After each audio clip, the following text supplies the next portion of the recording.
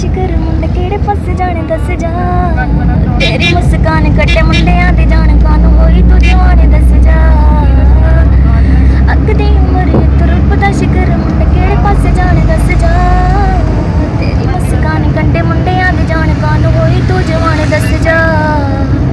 पैरां च छड़कदियां झांजरा हो जिवें गिण गिण कणियां दे वांगरा तेरे रंगां च गए रंगे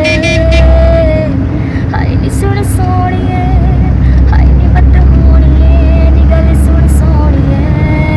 ना अखियां च पाया ना कर